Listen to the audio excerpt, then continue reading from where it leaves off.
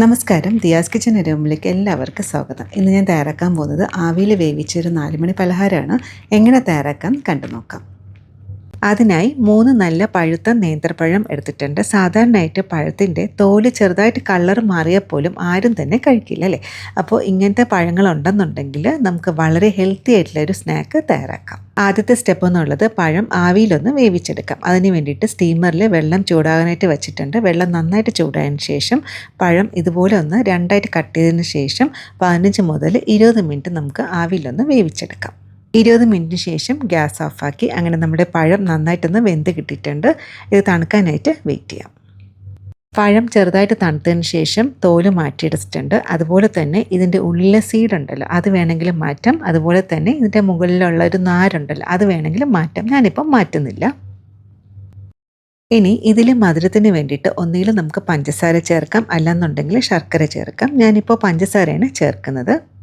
2.5 മുതൽ 3 table spoon പഞ്ചസാര വരെ ചേർക്കാം. പഞ്ചസാര ചേർക്കുമ്പോൾ പഴത്തിൻ്റെ മധുരം അനുസരിച്ചിട്ട് വേണം പഞ്ചസാര ചേർക്കേണ്ടത്. ഈ ഒരു അളവിൽ ചേർക്കുകയാണെന്നുണ്ടെങ്കിൽ പാകത്തിനുള്ള മധുരം ഉണ്ടാവും. കൂടെ തന്നെ ഫ്ലേവറിന് വേണ്ടിയിട്ട് 3 ഏലം കൂടി ചേർത്തതിന് ശേഷം നല്ല ഫൈനായിട്ടൊന്ന് പൊടിച്ചെടുക്കുക. ഇനി ഇത് നന്നായിട്ടൊന്ന് മിക്സാക്കാൻ വേണ്ടിയിട്ട് അത്യാവശ്യം വലിയൊരു ബൗളെടുക്കുക. ഇനി ഇതിലോട്ട് നമ്മൾ നേരത്തെ പൊടിച്ച് വെച്ചിരിക്കുന്ന പഞ്ചസാരയും ഏലം കൂടി ചേർത്തെടുക്കാം. ഇനി ഇതൊന്ന് മാറ്റി വയ്ക്കാം. ഇനി നമ്മൾ നേരത്തെ പൊടിച്ചെടുത്ത അതേ ജാറിലോട്ട് റെഡിയാക്കി വെച്ചേക്കുന്ന പഴം ഇതിലോട്ട് ഇട്ട് കൊടുക്കാം. നമ്മൾ ആദ്യമേ തന്നെ പഴം അടിച്ചെടുക്കുകയാണെന്നുണ്ടെങ്കിൽ പഞ്ചസാര പൊടിച്ചെടുക്കാൻ പറ്റില്ല. അതുകൊണ്ടാണ് ആദ്യമേ പഞ്ചസാര പൊടിച്ചതിന് ശേഷം പഴം രണ്ടാമതാണ് മിക്സിയിലൊന്ന് അടിച്ചെടുക്കുന്നത്. ഇനി പഴം നല്ല പേസ്റ്റായിട്ട് അരച്ചെടുക്കണം. അതിന് വേണ്ടിയിട്ട് ഒരു 3 ടേബിൾ സ്പൂൺ വെള്ളം കൂടി ചേർത്തെടുക്കാം. ഇനി പഞ്ചസാരയ്ക്ക് പകരം ശർക്കരയാണ് ചേർക്കുന്നുണ്ടെങ്കിൽ ശർക്കര ഒന്ന് ഉരുക്കി അത് തണുത്തതിന് ശേഷം വെള്ളത്തിന് പകരം ശർക്കര ചേർത്തിട്ടാണ് നന്നായിട്ടൊന്ന് അരച്ചെടുക്കേണ്ടത്. അങ്ങനെ നല്ല പേസ്റ്റായിട്ട് അരച്ചെടുത്തിട്ടുണ്ട്. അപ്പോൾ വെള്ളത്തിൻ്റെ അളവ് കൂടരുത്, മാക്സിമം ഒരു 3 ടേബിൾ സ്പൂൺ മതിയാകും. റെഡിയാക്കി വെച്ചിരിക്കുന്ന പഴം ഈ ഒരു ബൗളിലോട്ട് ഇട്ട് കൊടുക്കാം. പഴം മുഴുവനോടെ തന്നെ ഇതിലോട്ട് ചേർത്തിട്ടുണ്ട്. കൂടെ തന്നെ നല്ലൊരു ടേസ്റ്റിനും ഒരു മയം കിട്ടാൻ വേണ്ടിയിട്ട് വളരെ കുറഞ്ഞ അളവിൽ നെയ്യും കൂടി ചേർത്തെടുക്കാം. ഇതിൻ്റെ ഒരു മധുരം ബാലൻസ് ചെയ്യാൻ വേണ്ടിയിട്ട് ഒരു നുള്ള ഉപ്പും കൂടി ചേർക്കുന്നുണ്ട്. ഇനി അടുത്തായിട്ട് ചേർക്കുന്നത് 250 ml കപ്പിൽ 1/4 കപ്പ് അരിപ്പൊടിയാണ് ചേർക്കുന്നത്. ഇത് ഇടിയപ്പം അല്ലെങ്കിൽ പത്തിരിയൊക്കെ തയ്യാറാക്കാനായിട്ട് എടുക്കുന്ന അരിപ്പൊടിയാണ്. അരിപ്പൊടിക്ക് പകരം വേണമെന്നുണ്ടെങ്കിൽ ഗോതമ്പ് പൊടി വേണമെങ്കിലും ചേർക്കാം. അടുത്തായിട്ട് 3 ടേബിൾ സ്പൂൺ നാളികേരം കൂടി ചേർക്കുന്നുണ്ട്. ഇത് ഓപ്ഷനിലാണ്, വേണമെങ്കിൽ മാത്രം ചേർത്താൽ മതിയാവും. ചേർത്താൽ കുറച്ചും കൂടി ടേസ്റ്റി ആയിരിക്കും. അതുപോലെ തന്നെ ഈ ഒരു പലഹാരം നമ്മൾ കഴിക്കുമ്പോൾ ഇടയ്ക്ക് ആ ഒരു നാളികേരം കടിക്കാനും കൂടി കിട്ടും. ഇനി ഇത് നന്നായിട്ടൊന്ന് മിക്സാക്കി എടുക്കുക. അതായത് കഴിയുന്നതും സ്പൂൺ എടുക്കാതെ നമ്മുടെ കൈ ഉപയോഗിച്ചിട്ട് ഇതുപോലെ ഒന്ന് മിക്സാക്കി എടുക്കുക. മിക്സാക്കുമ്പോൾ കുറച്ച് ശക്തി ഉപയോഗിച്ചിട്ട് ഇങ്ങനെ ഒന്ന് മിക്സാക്കണേ. അതായത് ഇതിൽ ചേർത്ത ഒരു നാളികേരവും അതുപോലെ തന്നെ പഴവും അരിപ്പൊടിയും എല്ലാം കൂടി നന്നായിട്ടൊന്ന് യോജിച്ച് കിട്ടണം. അതിന് വേണ്ടിയിട്ട് ഇതുപോലെ നന്നായിട്ടൊന്ന് മിക്സാക്കി എടുക്കുക. ഇത് വളരെ ഹെൽത്തി ആയിട്ടുള്ളൊരു 4 മണി പലഹാരമാണ്. അതുപോലെ തന്നെ വളരെ ഈസി ആയിട്ട് നമുക്ക് തയ്യാറാക്കാനും പറ്റും. ഇതുപോലെ കുഴച്ചെടുക്കുന്ന സമയത്ത് വെള്ളം ഒഴിക്കേണ്ട ആവശ്യമില്ല, കാരണം പഴത്തിൽ തന്നെ ചെറിയൊരു ഈർപ്പമുണ്ട്. ഇനി വെള്ളം വേണമെന്നുണ്ടെങ്കിൽ ഒരു ചെറിയ സ്പൂണ് വെള്ളം മാത്രം ഒഴിച്ചാൽ മതിയാവും. ഞാനിപ്പോൾ വെള്ളം ഒഴിച്ചിട്ടില്ല. ഇതുപോലെ നന്നായിട്ടൊന്ന് കുഴച്ചെടുക്കുക.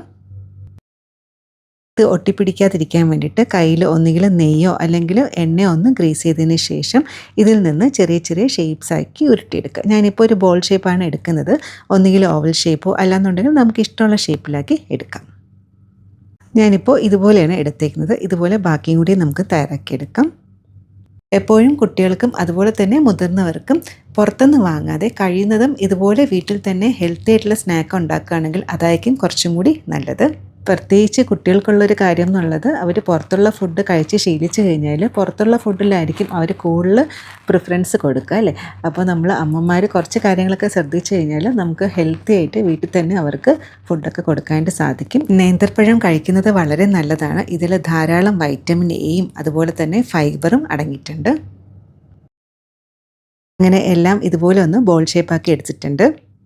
ഷേപ്പാക്കി എടുക്കുമ്പോൾ എല്ലാം ഒരേ വലുപ്പത്തിലാണെങ്കിൽ കാണാനും കൂടി കുറച്ചും കൂടി ഭംഗിയായിരിക്കും. ഈ ഒരു അളവിൽ ഒരു 14 മുതൽ 15 പലഹാരം നമുക്ക് തയ്യാറാക്കാനായിട്ട് പറ്റും. ഇനി നമുക്ക് അടുത്തതായിട്ട് ആവിയിലൊന്ന് വേവിച്ചെടുക്കണം. അതിന് വേണ്ടിയിട്ട് സ്റ്റീമറിൽ വെള്ളം ചൂടാകാനായിട്ട് വെച്ചിട്ടുണ്ട്. വെള്ളം നന്നായിട്ട് ചൂടായതിന് ശേഷം ഇതിൻ്റെ മുകളിലോട്ട് ഒരു വാഴയില വെക്കുന്നുണ്ട്. വാഴയില വെക്കണം നിർബന്ധമില്ല. വാഴയില വെച്ച് കഴിഞ്ഞാൽ വാഴയിലയുടെ ഫ്ലേവറും കൂടി പലഹാരത്തിന് കിട്ടും. വാഴയില വയ്ക്കുന്നില്ല എന്നുണ്ടെങ്കിൽ ആ ഒരു പ്ലേറ്റിൻ്റെ മുകളിൽ ഒന്നുകിൽ നെയ്യ് അല്ലെങ്കിൽ എണ്ണ ഒന്ന് സ്പ്രെഡ് ചെയ്യണേ, അല്ലാന്നുണ്ടെങ്കിൽ ഒട്ടിപ്പിടിക്കും. വാഴയില വയ്ക്കുകയാണെന്നുണ്ടെങ്കിൽ എണ്ണ അല്ലെങ്കിൽ നെയ്യ് സ്പ്രെഡ് ചെയ്യേണ്ട ആവശ്യമില്ല. അതിനുശേഷം നമ്മൾ തയ്യാറാക്കി വെച്ചിരിക്കുന്ന ഓരോന്നും ഇതുപോലെ വെച്ച് കൊടുക്കുക. വയ്ക്കുമ്പോൾ ഒരു കാര്യം ശ്രദ്ധിക്കേണ്ടതെന്ന് വെച്ചാൽ ഒത്തിരി അടുപ്പിച്ചടുപ്പിച്ച് വെക്കൽ, കുറച്ചൊരു ഗ്യാപ്പ് ഉണ്ടാവണം ഇതുപോലെ. ഇനി മാക്സിമം ഒരു 10 മിനിറ്റ് ആവിയിലൊന്ന് വേവിച്ചെടുക്കാം. കാരണം ഓൾറെഡി നമ്മൾ പഴം നന്നായിട്ട് വെന്തിട്ടുണ്ട്. അരിപ്പൊടി ആയതുകൊണ്ട് തന്നെ പെട്ടെന്നൊന്ന് വെന്ത് കിട്ടും. അപ്പോൾ 10 മിനിറ്റ് വരെ ഒന്ന് വെയിറ്റ് ചെയ്യാം. 10 മിനിറ്റിന് ശേഷം ഗ്യാസ് ഓഫാക്കി ലിഡ് ഓപ്പണാക്കി നോക്കാം. ഇപ്പോൾ തന്നെ നല്ലൊരു മണം വരുന്നുണ്ട് കേട്ടോ. പ്രത്യേകിച്ച് നമ്മൾ ആ നേന്ത്രപ്പഴത്തിൽ ഏലമൊക്കെ ഇട്ടുകൊണ്ട് നല്ലൊരു മണവും, അതുപോലെ തന്നെ നമ്മൾ വാഴയില വെച്ചതുകൊണ്ട് തന്നെ അതിൻ്റെ ഒരു നല്ലൊരു മണമൊക്കെ വരുന്നുണ്ട്. ഇനി ചെറുതായിട്ട് തണുത്തതിന് ശേഷം നമുക്ക് ഇങ്ങനെയൊന്ന് സെർവ് ചെയ്യാം. അല്ലാന്നുണ്ടെങ്കിൽ ഞാനിപ്പോൾ കുറച്ച് നാളികേരം കൂടി ചേർക്കുന്നുണ്ട്. ഇത് ഓപ്ഷനിലാണ്. നാളികേരം ചേർത്ത് കഴിഞ്ഞാൽ പ്രത്യേക ഒരു ടേസ്റ്റാണ്. ഈ ചൂടി ഇരുന്നതിന് നാളികേരവും ചെറുതായിട്ടൊന്ന് സോഫ്റ്റായിട്ട് കിട്ടും. അപ്പോൾ ഒരു ചെറിയ സ്പൂണ് നാളികേരം കൂടി ചേർക്കുന്നുണ്ട്. ചെറുതായിട്ട് ചൂട് മാറിയപ്പോൾ ഇലയോട് കൂടി തന്നെ ഞാനൊരു പ്ലേറ്റിലോട്ട് മാറ്റിയിട്ടുണ്ട്.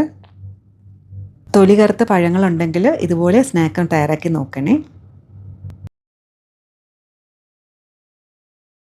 അങ്ങനെ സ്വാദേറിയ 4 മണി പലഹാരം റെഡി ആയിട്ടുണ്ട്. ഇത് വേണമെങ്കിൽ നമുക്ക് ബ്രേക്ക്ഫാസ്റ്റിലും ഇത് സെർവ് ചെയ്യാം കേട്ടോ. വളരെ ഹെൽത്തി ആയിട്ടുള്ളൊരു ബ്രേക്ക്ഫാസ്റ്റ് ആയിരിക്കും.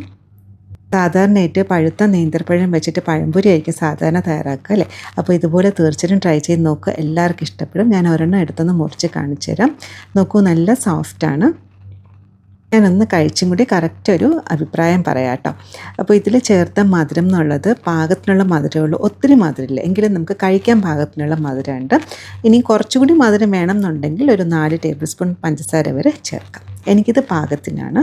അടിപൊളി ടേസ്റ്റാണ്. തീർച്ചയായിട്ടും ഒരു പ്രാവശ്യം ഒന്ന് ട്രൈ ചെയ്ത് നോക്കൂ. കുട്ടികൾക്ക് മുതിർന്നവർക്കൊക്കെ ഒരുപോലെ ഇഷ്ടപ്പെടുന്നൊരു സ്നാക്കാണ്. ഇന്നത്തെ റെസിപ്പി എല്ലാവർക്കും ഇഷ്ടപ്പെട്ടാണെന്ന് വിചാരിക്കുന്നു. തീർച്ചയായിട്ടും ട്രൈ ചെയ്ത് നോക്കുക. ട്രൈ ചെയ്ത് നോക്കിയിട്ട് നിങ്ങളുടെ ഫീഡ്ബാക്കും കൂടെ അറിയിക്കാൻ മറക്കരുത്. നിങ്ങളുടെ ഫീഡ്ബാക്ക് കാണുമ്പോഴാണ് ശരിക്കും അടുത്തൊരു ഇതുപോലത്തെ ഒരു വെറൈറ്റി റെസിപ്പി ഇടാനുള്ളൊരു ഇൻസ്പിറേഷനും. എനിക്ക് നിങ്ങളോട് ഒരു കാര്യം ഷെയർ ചെയ്യാനായിട്ടുള്ളതെന്ന് വെച്ചാൽ നമ്മളുടെ ഇഷ്ടങ്ങൾക്ക് വേണ്ടിയിട്ട് കുറച്ച് സമയം മാറ്റി വയ്ക്കുക. അപ്പോൾ ഇതുപോലെ വേറെ റെസിപ്പി ആയിട്ട് കാണാം. Thank you.